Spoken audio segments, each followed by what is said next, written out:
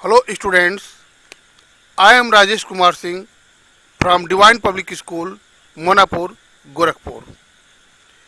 Let's proceed on the next chapter of the Snapshots Mother's Day by J.B. Priestley. Students, let's proceed on the next video of Snapshot Mother's Day, the last paragraph 22. Let's have its reading. Well, what is it you would like them to do that they don't do? Stop at home for once. Mrs. Pearson. Yes, and give me a hand with supper. Mrs. Fitzgerald. Anything you would like them to do that you enjoy whether they do or not. Mrs. Pearson. Hesitating. Well, yes. I like a nice game of Rumi, but of course I hardly ever have one except at Christmas. Mrs. Fitzgerald, getting up. That's all. Getting up. That's will do. Then she moves towards the door, then turns. But remember, keep firm or you have had it. She opens the door, calling, Hoy, you can come in now. Coming away from the door and moving right, slightly, quietly. But remember, a firm hand. George, Doris, and Cyril fell in through the doorway, looking apprehensively at Mrs. Pearson. I am just off to let you enjoy yourself. The family looks anxiously of Mrs. Pearson, who smiles, much relieved. They smile back at her. Doris, anxiously, yes, mother. Mrs. Pearson, smiling. Seeing that you don't want to go out, I tell you what I thought we would do. Mrs. Fitzgerald, giving a final warning. Remember. Mrs. Pearson, nodding, then looking sharply at the family. No objections, I hope. George, humbly, no, mother, whatever you say. Mrs. Pearson, smiling, I thought we would have a nice family game of Rumi, and then you children could get the supper ready while I have a talk with your father. George, firmly, suits me. He looks challengingly at the children. What about you two? Sarah, hastily, yes, that's all right. Doris, hesitating, well, Mrs. Pearson, sharply, what? Speak up. Doris, hastily, oh, I think it would be lovely. Mrs. Pearson, smiling. Goodbye, Mrs. Fitzgerald. Come again soon. Mrs. Fitzgerald, yes, dear. Good night to all. Have a nice time. Mrs. Fitzgerald exits and the family cluster around mother as the curtain falls. The last paragraph of this lesson in last video of this lesson 5, paragraph 20. Supper. Let's see some difficult word. Supper. Supper means the usual food of night, as often in our country, in our locality, we say the food at night, the food of night as dinner. But there is difference between dinner and supper. Dinner is a special kind of food especially to enjoy without minding the health and hygiene of the eaters, food takers. We mind the taste, we mind the enjoy, we mind the entertainment in dinner. While supper is the usual food of night, which we take daily and enjoy healthy life. Okay, students, the concept of supper and dinner should be clear to you. Except Except, from this word except, the word exception is made of. And exception means beyond the usual rules. The thing or the event which is beyond the usual rules is exception.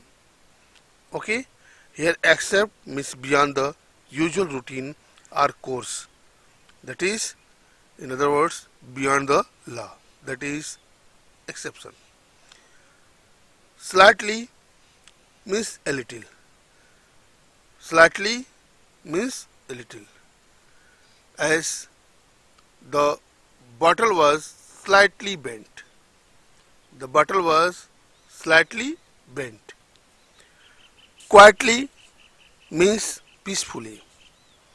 Quietly means peacefully. Apprehensively. The word apprehensively is made of the word apprehension. Very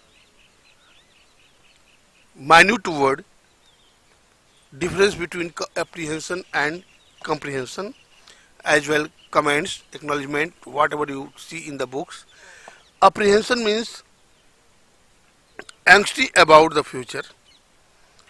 The literal meaning of apprehension means angsty about the future, especially the worry that you will have to deal with something unpleasant or bad. For example, a natural apprehension about being in hospital. Suppose that there is someone and who is going to be admitted for to have some surgical operation. Before going to the operation theater, the person who is going to the hospital, certainly he will have a kind of apprehension over his face. He would be worried because that person is going to face the challenge of a minute or major operation. Certainly he will have a kind of worry or anxiety over his face. Then that worry or anxiety over his face is apprehension. Did you understand, students? As a natural apprehension about being in hospital. Old use in older time, understanding. In old English, apprehension means understanding the chapter. As in the end of poetry or in the lessons, you might have seen apprehension. Okay. Next word, our apprehension of the nature of God. How much we understand the nature of God, how the God works, how the God control the universe, control the activities of the world. Okay? As जन्म कर्म च मे दिव्यमेव यो व्यति तत्वतः त्यक्त्वादेहं पुनर्जन्मम नैव मामेति सो Arjun. The way of doing work of God, controlling over the universe. Okay, so here I am using the word our apprehension of the nature of God. Okay, and in the word in the lesson the word used as apprehensively. Apprehension is noun, apprehensively is adverb. Means worried or nervous about something that you are going to do or about the future. As feeling a little apprehensive about the treatment. Okay? Feeling the little apprehensive about the treatment. And thus the meaning of this word, looking doubtfully, anxiously, etc. According to use of this word. Let's proceed on the next word, nodding. To move head positively or in a negative assertion. When we are agree with someone, we move our head up and down, and when we are not agree with someone, then our nodding is negative by moving left to right. Okay, looking sharply at. Looking sharply at means to look towards someone severely. Looking severely towards someone or something, that is to look or looking sharply at. As the mother gave a sharp look to the naughty children and the children came in the house. Okay? Mother gave a sharp look at the children, playing children, making noise, and those children came back in the house. Now let I explain this paragraph. Mrs. Fitzgerald, after coming back in her real personality, advises Mrs. Pearson not to tell any word of excuse or a sentence of apology as a sign of repentance. Just give them a strong look or a tone of voice, a strong tone of voice, showing that you can become strong or tough if needed. Will keep the family reformed and cultured condition. Now, before departing to her own house, Mrs. Fitzgerald asked Mrs. Pearson what is it or what it is she would like them to do that they don't want to do. She advises Mrs. Pearson to stop the all family members at home once. She advises Mrs. Pearson to stop to keep the all family members at home. Okay? And again advises one time, and Mrs. Pearson tells her that she would like to stop them at home and order them to give her a hand with supper. Okay? When Mrs. Fitzgerald asks what she would like to do, what she would like to make the family members to do on that particular day, she says that she would like to keep them at home and ask them to give their helping hand to prepare the supper for the night. Mrs. Fitzgerald asks Mrs. Pearson whether she is going to make them to do anything, whether they do the work or not. Mrs. Pearson replies her hesitatingly in affirmative, saying yes. She further explains her favor that she likes a nice game of rummy, but she hardly gets an opportunity to play with. Of course, none is ready or has time to stay home and play with except on the event of Christmas or on the eve of Christmas. Mrs. Fitzgerald comments while getting up that they will do then. That is, they will have enough time to give with you. She moves towards the door, then turns towards Mrs. Pearson and warns to remember, advises to keep firm on her point. Otherwise, she will have a dangerous time. She opens the door. That is, Mrs. Fitzgerald opens the door, calling, "Hey, you can come in now." Coming away from the door and moving right, she speaks quietly. Remember, remember, okay? Remember to have a firm hand. George, Doris, and Cheryl come in through the doorway, looking doubtfully at Mrs. Pearson. Here the word apprehension is applied for this. While they come in the home from the doorway, they look doubtfully at Mrs. Pearson, expecting some unpleasant event or comment from her. Thus, they are frightened. Mrs. Fitzgerald tells Mrs. Pearson that she is going just now so that you may enjoy yourself. Okay? That is Mrs. Pearson. Now, Mrs. Pearson can enjoy herself. Now, the whole family looks towards Mrs. Pearson anxiously.